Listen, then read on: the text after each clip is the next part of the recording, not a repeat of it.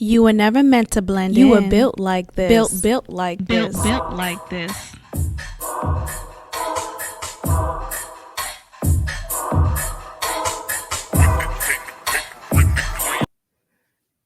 Hey everybody, welcome back to another episode of Built Like This podcast. I'm your host Maxine on episode 369. Hello. I hope you've been enjoying my review with me. So, in times when I am not releasing a new episode of the podcast, you can still check me out on the channel as I release review with me episodes. I've been reviewing And Just Like That. And just like that, Carrie is still a bad friend. She is still a bad friend. I am still upset with her and her erasure of Big. I don't know what the writers are doing, but this is not the show for this, okay? This show is focused on the podcast and the plethora of topics I have for you guys. So let's get into our first topic of the episode. Hello. Yes, B. Simone. We're finally going to talk about her. She's been trending a bit lately, discussing, having these authentic conversations with her friends. And it's a little uncomfortable to watch because it appears as if she's not a good friend, right? It appears as if she just doesn't give a damn about her friends and she's only friends with you for clout reasons. Who knows? But let's get into this clip of a recent interview or recent episode she had with a friend of hers and how this friend feels like she had to manage her resentment towards B. Simone because B. Simone is a celebrity. And she expected her celebrity friend to help her out when she was in financial hardship. So let's get into this clip here. Then your life is being a best friend with a celebrity. Everybody thinks that, because you're connected to this person, then your life is just as grand as theirs, or you got it, or they helping you. Baby, didn't have a job, living with my parents, a single mom. All this happened to me this past year. Jesus. And then it's like to not have resentment in my heart towards you because I saw you do this for other people. I saw you give a check to somebody to help them through whatever they went through. And it's like, God, like nobody didn't give me a handout, but guess what? That wasn't your responsibility. God had to take me through that for my own season, for my own thing. I had to get my car repossessed. Jesus. I had to go through the food stamps line. I had to be on Medicaid because I'm building my story too. But it's like, as a friend somebody who has it, it's hard to digest. And it probably is hard to digest. I think this is a hard conversation to have with anyone who is in your life and you perceive this person, or it is clear that this person is a friend, or they say that they're a friend of yours, they love you, they care for you. And it's almost how, like, when people be like, whatever you need, I got you. And then when you have a need, when you have a moment of hardship, that friend is invisible. That friend is distant. That friend is not here. So there's a lot to break down with this conversation. But let's go off of let's give her the bare minimum here. Let's say she has been a friend. Let's say B. Simone has been a good friend to this woman here. And maybe she has been there for her throughout different hardships she's had in the past. And yet this same friend has been irresponsible in her finances, irresponsible in her time, in her energy, all of these things. This contributes to whether I want to continue to help you out. It does. I don't think it makes someone a bad friend for that. I think we're in this day and age where we're using words so fluently, right? We say, boundaries. I think if what my theory is actually true, I think B. Simone has been a friend to this woman here, and maybe this woman has not been a good steward of her finances, and that has led to her repeating poor decisions, and with that comes consequences. So what is B Simone supposed to do? Is she your Lord and Savior? Is she supposed to bail you out every single time? At some point, you have to figure it out for yourself. And that's a hard pill for a lot of people to swallow, even for myself sometimes. But I think it builds character. I do. I think it builds character. I think it's an opportunity to know oneself, to really get down and grind and write down your goals and figure out the steps to get there. But to expect your celebrity friend to get the bill every time or pay you out for X amount of money because you're short again this month. At some point, you have to figure out, why am I making decisions that are putting me in this same financial despair? Especially when she said that she's a mother and her I guess her father, her child's father, is not present. I mean, that's really unfortunate. It is unfortunate, but I don't think we have to put the burden all the time, if at all. I think we have to just let people help us if they want to, but don't expect them to. Right? You could share, like, yeah, I'm going through a hard time right now. And if that person responds with, what do you need?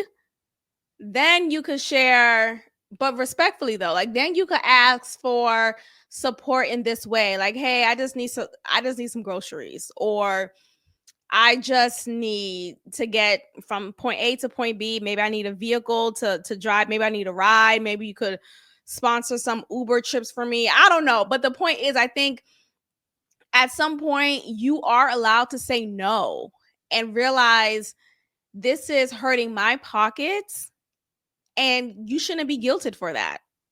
And I know B Simone is an easy target for social media backlash. She is rightfully so an easy target for social media backlash. So I don't think that is in vain. But in this case, I have to kind of give it to B Simone. I didn't watch the full episode. I'm just going by clips. I don't really care to get into it. But let's get into this parody video I saw of this same interview. Connected, like I have what you have, but I'm broke as fuck. Jesus, I don't have shit. I don't have money to afford anything. Like, I'm on my cycle right now. No tampons, can afford it. Tissue, wrapped it up, put it down there. Scott, one ply. He been on my cycle, can't afford tampons with tissue wrapped up down there. That's not your responsibility. My finances are just like where I am now. I've ever been to this point. I can't even, like, oh my God, I can't even. And this is also discussing the part in the interview or discussion. B Simone tells us that she is short in her finances, liquidation wise. Apparently, she doesn't have the same access to an overflow of cash as she once did. So now she's finding herself shopping at H&M rather than Bloomingdale's like she used to. And it's very poor in taste, right? It's poor in taste because a lot of us here are doing our very best, and naturally, as anyone does, we create these parasocial relationships with people and project our feelings. So even though B Simone may feel this way authentically, naturally we're going to watch this and be like, what the Why are you trying to shade those of us who shop at H&M? So, and then to assume that everyone who shops there may be a brokey, all of these, it's just, look, the comedy is clear. And I wonder, is B Simone trolling us? I think she's aware how much of a reaction she gets from doing anything.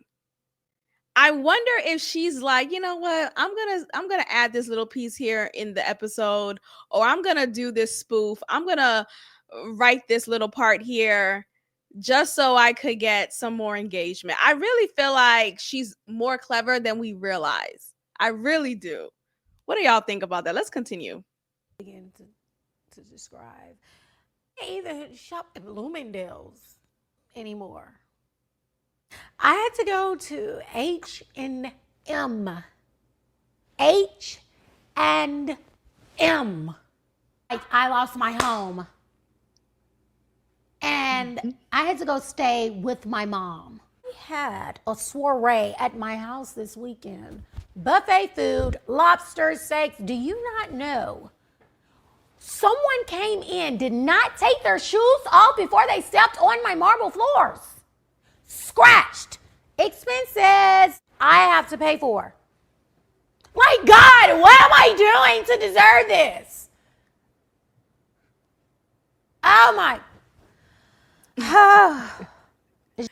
So again, obviously this is a parody, but this is just the exact exaggeration that we see from B Simone, the lack of toneness.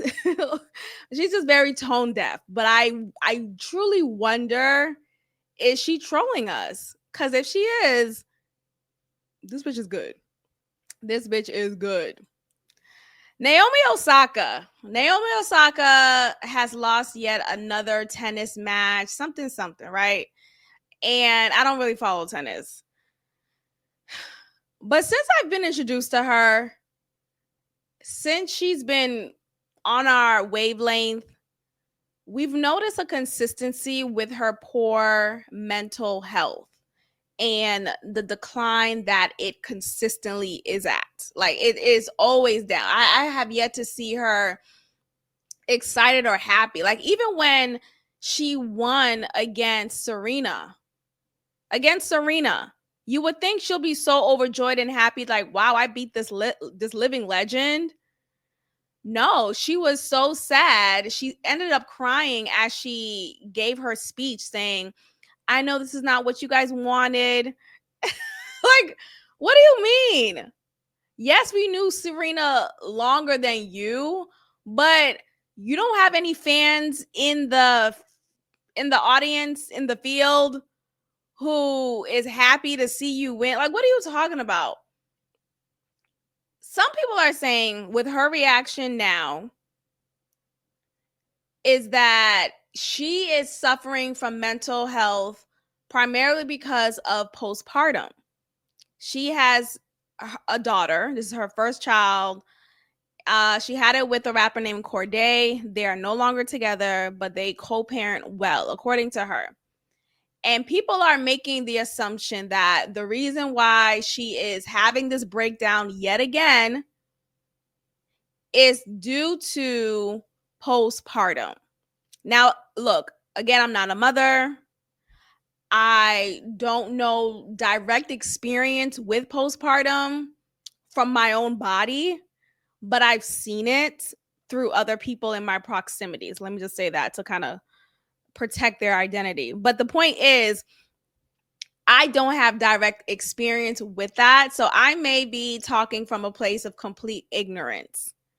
But I want to again emphasize that Naomi has, prior to her being a mother, prior to her being in a relationship with Corday, whom she is no longer seeing, she has demonstrated a consistent display of poor mental health. She has. And I don't think it has anything to do with postpartum. Primarily at the very least. But let's go ahead and get into this clip here and let's discuss. Yeah. I mean, it was my daughter's birthday, so I was happy about that this week. But other than that, it's just today I'm just constantly replaying the match now.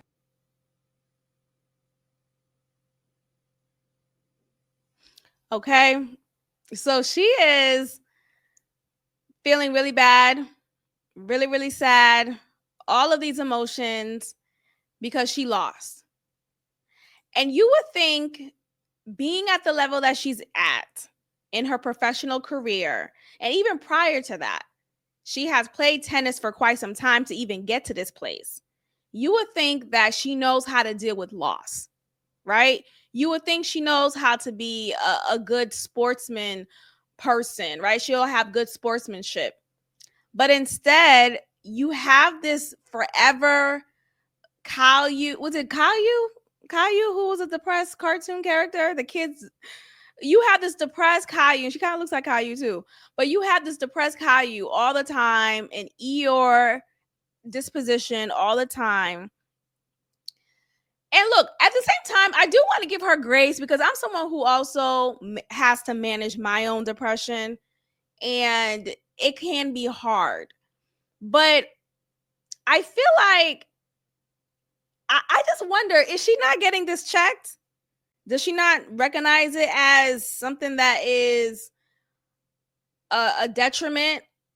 Or does she think it's okay? Like, is there no one around her who could motivate her to say, hey, maybe you should go get psychiatric support? A part of me feels very annoyed with people who choose to stay in a funk. It's okay to get upset or beyond upset. It's okay to be depressed as far as like feel those emotions. But when you allow yourself to get so overwhelmed by them and succumb by them, and it becomes a consistent pattern in your attitude, I feel very annoyed with that. That's the best word I could use right now. I feel annoyed with that. I think it comes from a personal experience because I have a parent who struggles with that and has yet to address it. So it comes from a place of, why don't you want better for yourself? You know, you're walking around with a cloud over your head, and yet you continue to stay in this space and be a misery to others, right? And this is just the same theme amongst everyone who has depression and is choosing not to actively manage it. Because I realize when you're, just living this human experience, we experience all of the range of emotions. Unless you're a sociopath, a psychopath, that's something else. You have dead behind your eyes. That's totally different. But I'm speaking to those of us who are not NPCs. Those of us who actually recognize our feelings and feel our feelings, whether we express it outwardly or we express it behind closed doors, it still is an expression that we do have. So it upsets me when people choose to be miserable and be miserable in the company of others, because of course that saying goes, misery loves company. So people are saying now, oh, she is like this because she should have never had a baby. No, what was it? The argument was she should have never had a baby before marriage, one. And she should never prioritize. Oh, that's what it was. She should have never prioritized her career over her being a mother. As if working women aren't a real thing. As if there are people who, and not to say that she can, I'm sure she probably can. She probably doesn't have to work necessarily. I mean, I think she still has to. We sometimes think people who we see on TV, they don't have to work. They're fine. They're good. No, I think she still has to work. She's a young woman too. The money that she makes from the sponsorships, whatever it is that she has, they eventually will run out. I don't know her finances, but I don't think she is exempt from working. The point is, I think when you are a mother, and when you have people who have these staunch beliefs, like Candace Owens, for example, lately I've been side-eyeing her. I've been side-eyeing Candace Owens. I don't know if she's been bought. I don't know if she's been compromised. I don't know. But something about her lately has been strange. She has, as well as a lot of other content creators, they have been calling out Trump, which understandably so. It's disappointing how Trump is, or he's at war or trying to be at war, or he bombed Iran, and they're upset with that. And they're calling him out, and it's now MAGA. It seems to be compromised, all of that. But prior to that, though, Candace has the same sentiment of when women have children outside of marriage, right? When women have children in wedlock, and or when women prioritize work over family, they are more depressed. And I think that is not even, I think that is categorically incorrect. Primarily because women who are wives and mothers in their marriages, right, who started having children after getting married, they too experience depression. And it's a consistent experience. So this idea of, when you get married, or when you have your own family, you get married, have your own family, it takes away these mental health challenges. It takes away these feelings of inadequacy and loneliness, when it's a lie. I was just watching this cult, and I'm saying that word loosely because after watching it, I still have an episode or two to go.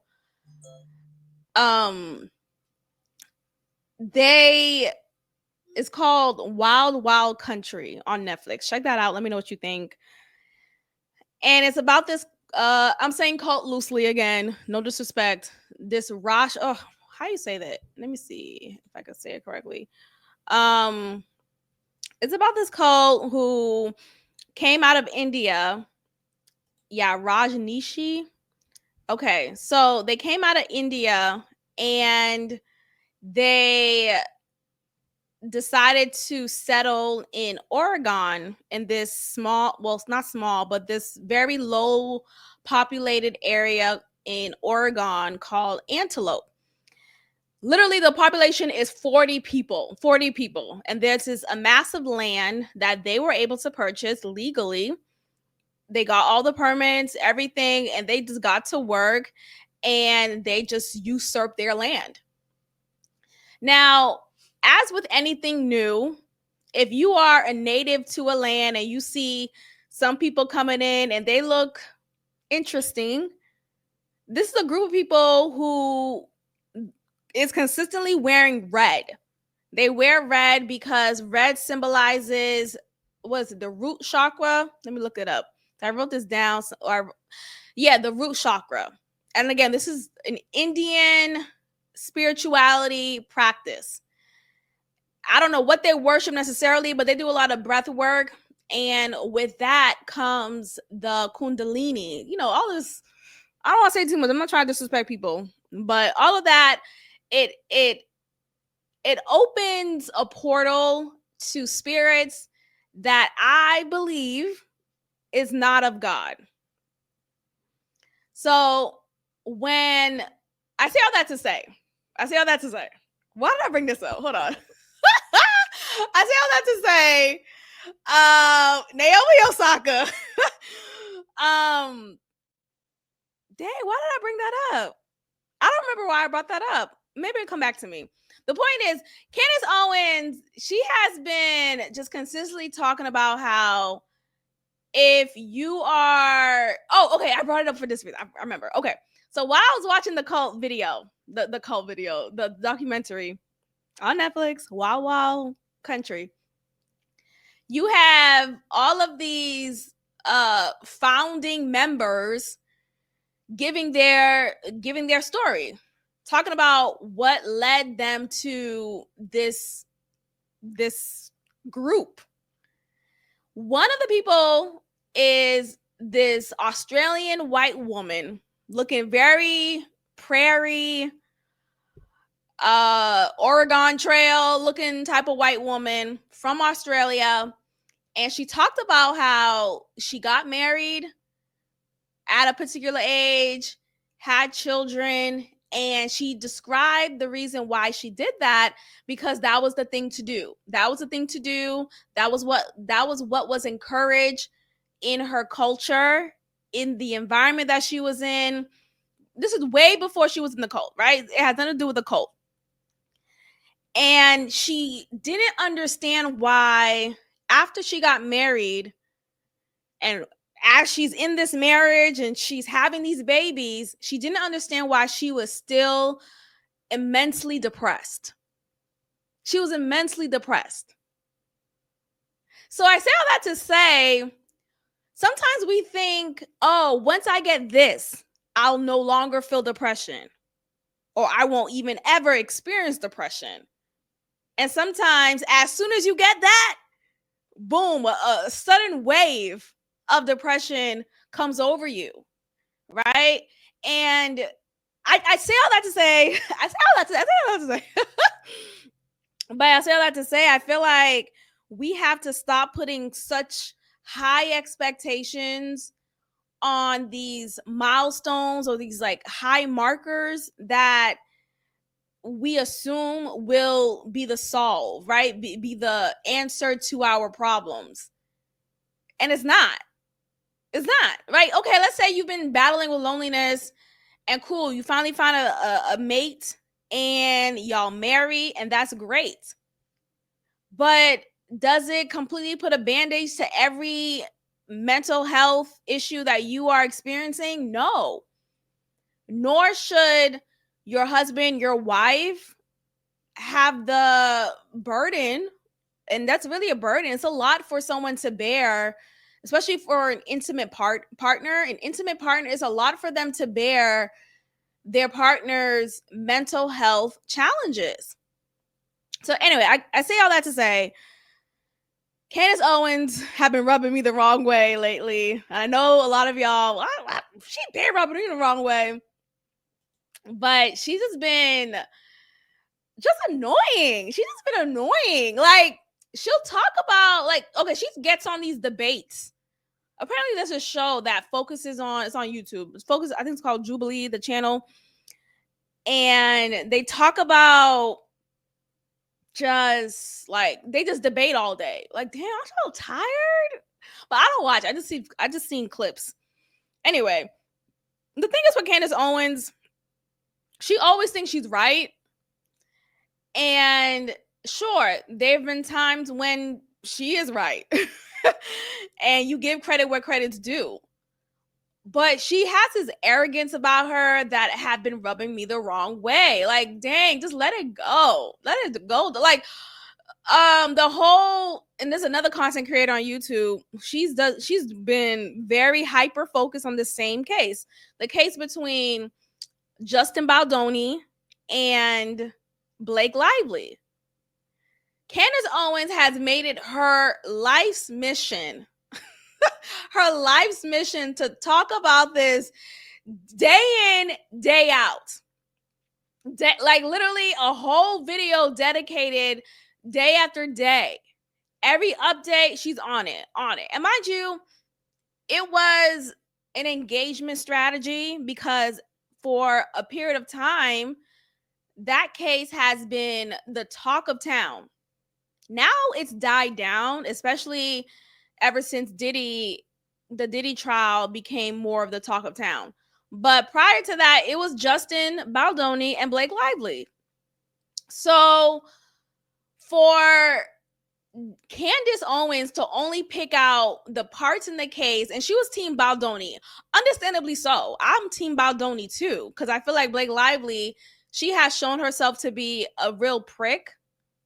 So I understand why there's more support seemingly for Baldoni.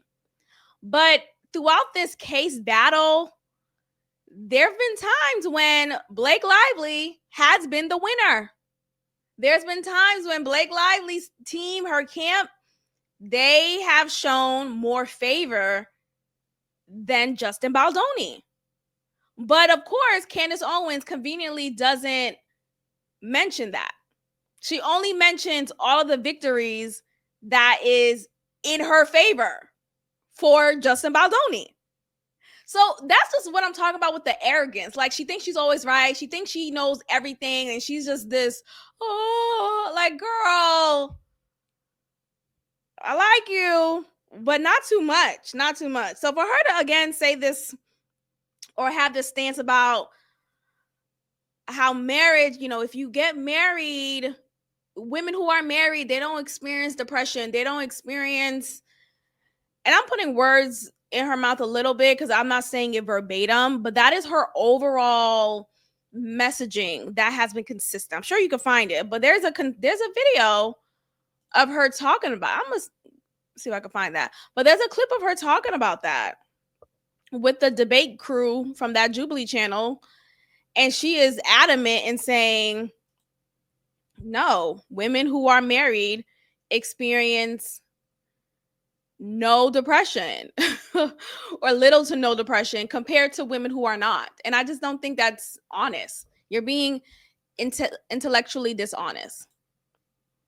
Let's move on with our next topic. Okay, this man right here. Y'all, this is, what's his name? Clayton. What's his name? Loser. Now, look, I actually believe what he's saying, but he's so annoying that I don't care. I don't care. And this entire case with Diddy, with Cassie, I know Cassie, people like to say, oh, Cassie wasn't on trial. Well, she was. She was. And she probably should have been, because she was a co-conspirator too, my opinion.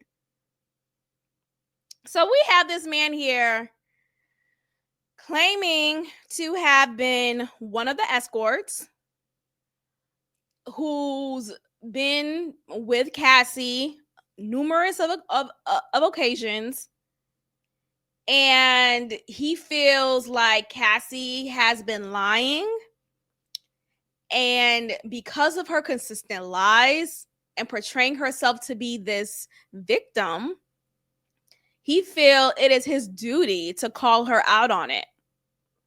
So he has given us this video looking into the camera like, oh, this is how his mouth is. This picture right here is a better picture of him. A better still shot. He has a good frame as far as like he takes care of his body. But like the way he talks, and I will show y'all the video, and I want y'all to brace yourselves because I've never been so close to someone's mouth and be like, back up.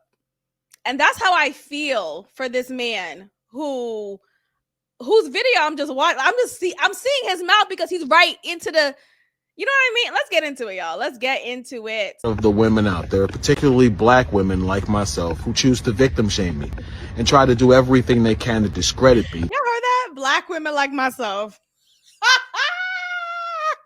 What? All right, let's continue. Because the truth is that the loss of the Sean Combs trial was a loss to the Me Too movement and to hating women like the women who are trying to insult me. So let me tell you something, you women out there who would like to insult me. This is my story. I was paid by Cassie, Cassandra Ventura, for 8 years to be her male provider. I didn't have to be the best looking guy. I was the best in bed. And because I was the best in bed, guess what? I was given this arrangement. I was coerced. I was drugged. I was manipulated with promises of money and gifts for over a period of 8 years to continue to be this woman's provider at her expense and at the expense of Diddy. Now, at the time, legally, I didn't know my rights as well as I do now. I didn't create this conflict with Cassandra Ventura. She created it with me.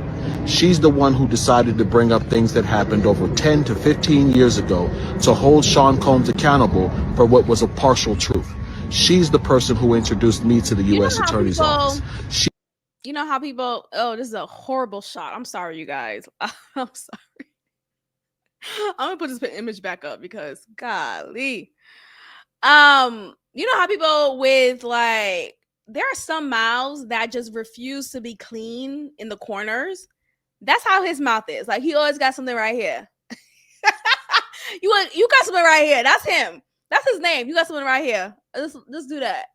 But he has to keep on doing that. Like, it never goes away. That's his mouth. Okay, so he says a lot in that just few seconds, right? He says that he was manipulated by Cassie. And I don't know if he tells us this in this clip, but there was another clip that I saw him talk about this. Because again, he's going around town. He filed a suit. I don't know how far that's going to go. But he says how he was manipulated because there was one time he had sex with Cassie and she was on her period. And he didn't know that until they were done, and he saw blood, just a bloody murder all over. Like, first of all, in the words of Charlemagne, Charlemagne haven't said this in so long. In words of Charlemagne, the toxic, back in the day, the really entertaining, non-politically appearing Charlemagne the God once said, a period ain't stopped no show. No, a period. No, this is what he said. A period hasn't stopped anything. Doesn't stop anything but a sentence. I totally butchered that. But a period doesn't stop anything but a sentence. Okay, and I say that to say a real man. I don't give a damn. Right? A real man doesn't give a damn. How about that? A real man doesn't give a damn. Doesn't give a damn. Real man doesn't give a damn. That's really what it is. You know how many times? It's not about me. It's not about me. The point is, granted, you may actually. There was one time. We're not talking about that. But the point is, a real man really don't give a damn. Because in my experience, that's typically it. I just feel like for him to act like he was manipulated to have sex with her, and he recounts the time when she was on her period as the example, is so foolish to me because, one, you're a man. You've been with women before, okay? Especially in this line of work. But prior to this line of work, I'm sure he's been with women before and has had many experiences. You know what period blood feels like. You know when you guys are pumping in and doing what you're doing, you're stroking. You know when something is bleeding on, or just not even bleeding, but you know when something is just liquefying your dick. And you know the difference between that liquid, you know, that fluid, and other fluids. Like, there's a big difference. You know it. And there's a smell that's associated with period blood. Like, you could figure it out. There's no trickery. There's no manipulation. She didn't, oopsie, it just happened. No, you knew. You knew. You still went through with it. He may not have preferred it, but he knew. And he still went through with it. Why? Because he's an escort. He gets paid. So, of course, he's not going to say no.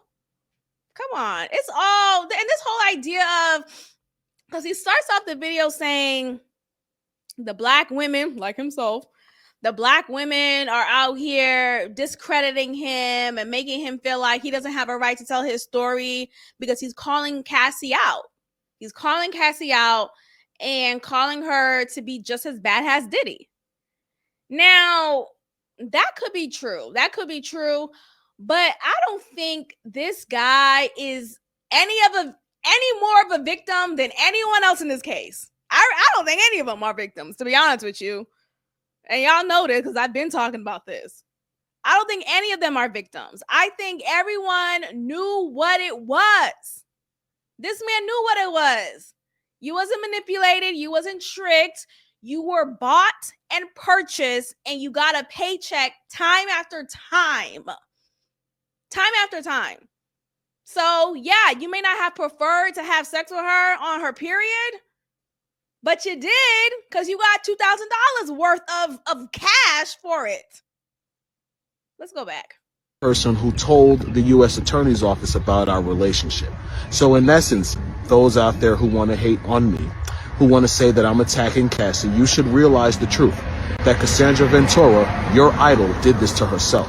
She exposed herself to liability when she got on the stand and decided to mention me as the male escort who was with her when she overdosed and Diddy made her have sex with him. That was a lie, people. Cassie had just woke up from sleeping 8 hours. Myself and Sean Combs were exhausted. We wanted to go home. Cassie's the one who forced that sexual encounter. People, she tells you that Sean Combs made her have sex on her menstrual cycle. I can't speak for anyone else but myself.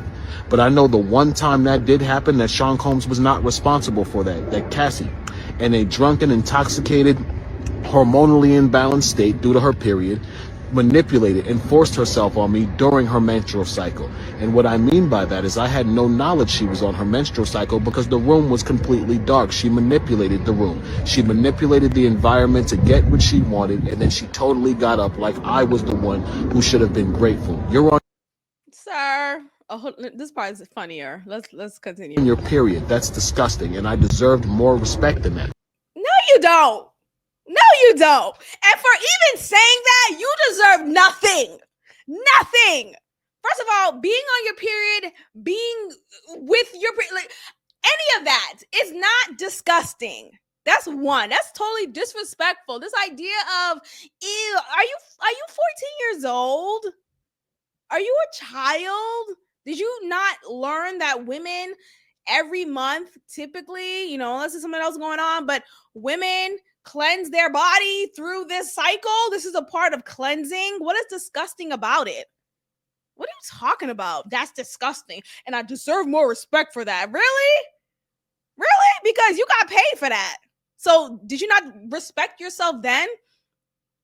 Did you not deserve respect then when they still give you a check? He got paid every time. This idea of, oh, she manipulate. What is manipulate? She turned off the lights? Is that manipulating the room? You couldn't get up? You couldn't say, nah, I'm good? Oh, she wasn't tired. She was ready to get back into it. Even though me and Diddy, we had a long day. We had a long night. He's a bum. This man is a bum. As a man, if I had laid down with a woman and forced myself on her and orgasmed in her and she got up and it was leaking out of her, so by statute, by case law definition, Cassandra Ventura sexually assaulted me. I'm not looking to destroy Cassie. I've given Cassie more than a year to settle this before things got out of control. The problem is she's being supported by women like you who would choose to attack male victims instead of accept the truth, which is that a woman could have lied to get revenge on the ex-boyfriend who broke her heart and hurt her. It happens, people. They say hell hath no fury like a woman scorned, and that's true. If you hurt some women, they will do everything in their power. If you hurt some men, they'll do everything in their power to hurt you. But I want to end this by saying this. Cassie did this to herself. They say he who sets out on the course of revenge should dig 2 graves. People, Cassie dug the grave that is Clayton Howard herself. Cassie got on the stand trying to destroy Diddy. She should have took her $20-30 million and walked into the sunset, people. She should have never gotten on the stand and created further liability for herself by telling more of the lie that she created to get. And the thing is, he thinks he's sounding so smart. She should have created a liability and then tell her and how to create the liability and more of a victim than she really is. And to all the... Sir, she manipulated the room. She turned off the lights. She turned off the lights. He's not a victim. He was a paid worker. And that's what he did. That's what he did. And probably what he still does. But this idea of, look, everyone is getting their lick off. And by any means, get your money. Get your money, but boo-hoo, no, you were not sexually assaulted. And I'm here for men coming forward and saying that they were a victim of sexual assault. I'm totally in support of that. I think we need to see more men stand up and say, yeah, I was victimized by this person, by that person. I totally agree. But when we have this liar here who acts like he was a victim, yet he totally was not, he was a paid worker, it leaves us to feel this feeling of, man, get the F out of here. That's the way to describe that feeling. This man, get the F out of here. All right, let's get into our next topic here. Brittany Renner is back. The Brittany Renner we knew, the Brittany Renner we loved. The non-Islam, burqa wearing Brittany Renner. The woman who went Muslim, converted to Islam because that's what Kevin Gates wanted for her. She has now returned to her roots. This is your girl now. This is your girl. Let's do a full picture, okay? So the first picture that came out was of her here on the left, showing her full hair, because for the last few months, she had herself covered up head to toe. I mean, she didn't fully wear the burqa, but she had the head wrap. She covered her entire body, wore loose fitting clothes. So it gave the impression that she was truly committed to this lifestyle, this new religion, this new way of living. And she talked about it so convictingly, right? Like, she was so convincing. Okay, she felt convicted by the whole religion because she said she is at peace. She knows how to do life better. It has been a great decision for her to become a follower of Islam. Yet, shortly after divorcing her alleged husband, Kevin Gates, and I say alleged because I was rooting for them, and I feel like it was all a rollout. But nonetheless, after that short marriage, because she talked about it because I shared it on a previous episode, but she talked about it in an interview because she's pretty much an open book, which is great for content. So, hey, thanks. But she talked about it and said they got married in April, and probably in 4 weeks they filed. And because of the rules in the religion, you have to wait 90 days before anything moves forward, just in case she may be pregnant. Even though she says she's not, it's still part of procedure. So all of that to say, she did it for a man. And look, I think we have to have an honest conversation and understand, a lot of us women, and maybe myself included, a lot of us do change for a man, especially when we think, and it does happen, even if it's for a short period of time in this case, but when we think this man is our husband, when we think this man is the one whom we are supposed to be with, we change ourselves for them. We become more of who he wants us to be. My case, for example, okay, my man likes me natural. Okay, he likes natural things, natural bodies. He likes anything natural. And that has given me more confidence to wear more of my natural hair, wear natural hairstyles, to really be intentional with my natural appearance. And it's more of, and it's like, oh, but why would you? I feel like it's more of this awakening in oneself. Why wouldn't you want to have someone in your life make you feel good of you just as you are? Not you with an additive, not you with a subtraction of your natural self. You know, there are some men who are no, my girl needs to have her nails done. She needs to have the long Cruella nails. She needs to have lashes. She needs to always look beat down to the gods. And it's like, are you a man or are you one of my homegirls? I think it's very commendable to have a man who appreciates a woman as she is, as God made her to be, rather than, well, can you do this with your, can you, like, I've been with a lot of guys who was of that mindset, who was of the mindset of, well, why don't you do something different with your hair? You know, like when I was with Leprechaun Bay, and that was at the time when I was just getting back to my natural hair. I did the big chop, and I was getting more comfortable with natural hairstyles, learning how to do my own hair and practicing with different things. And he made me feel bad for me looking the way that I looked. Like, literally, he didn't build that. There was one time I remember he said, he spoke to me, like, literally, like, in semi-intervention. He spoke to me and said, you know how many times I had to defend you to my friends in your absence whenever you wear your hair this way? Literally, like, I think my hair wasn't a twist out. And, you know, after a few days with a twist out, you have to retwist it for it to look even more defined, rather than like a frizzy mess. He spoke, like, he pulled me to the side like I'm a child and told me he had to defend me as if I should be ashamed of myself for wearing my hair the way that I do and all these things. So I say all that to say, whew, child, that's way in the past.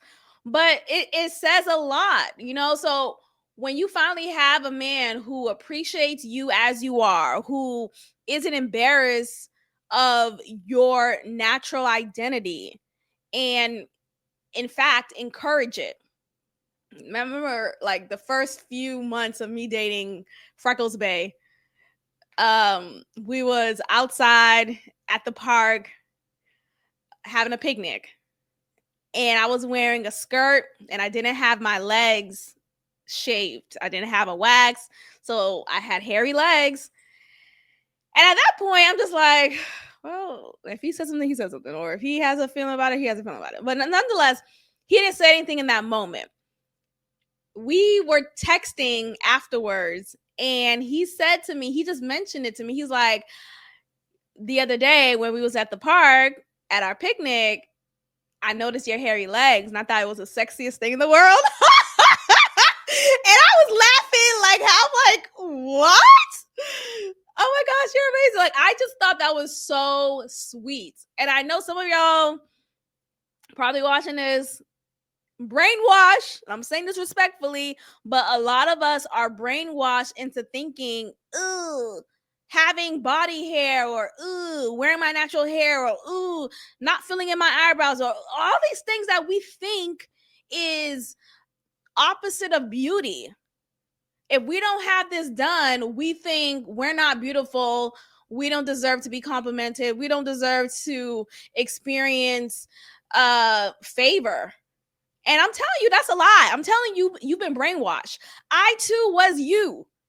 I used to have a perm. And I used to get very paranoid about, oh, my new growth is showing. I need to get a relaxer. I need to get a touch-up. And look at me now. Touch up in need, but I'm relaxer free. But the point is, I could get on here and feel comfortable enough in who I am and know that my beauty doesn't have to look like yours, and I could still feel beautiful with who I am. So I just think when you're with someone who's good, who's a good person, they do change you. It could change you for the better, or it could change you for the worse. So I want us to be more honest with these conversations about, oh, don't let a man change you, or she's a pygmy for doing that. Let's be honest here. A lot of us change ourselves for a man. And hopefully it's for the better and not for the worse, but it happens. So that's my little story on that. Shout out to my hair. This is a wash and go, y'all. This is a wash and go. I've been practicing with this for some weeks now. I'm feeling more comfortable with it. I've been using, well, they're not sponsoring me, so I'm not gonna say it yet. But let me know what you think about this. Any of these topics. Leave it in the comments down below. Again, be sure to check out any of my Review with Me episodes. It's a playlist on my YouTube channel. In case you're only listening to me, check out my YouTube. Make sure you subscribe, and you'll see that playlist. Check out any of those episodes I'm reviewing. I'm only reviewing And Just Like That as of right now, but I reviewed previous episodes and previous shows before. So check that out. Let me know what you think. Make sure to be described. Make sure to be described. I gotta go. Make sure to be subscribed. Like this video. That is your way of supporting my channel. And I will see y'all next time. Bye.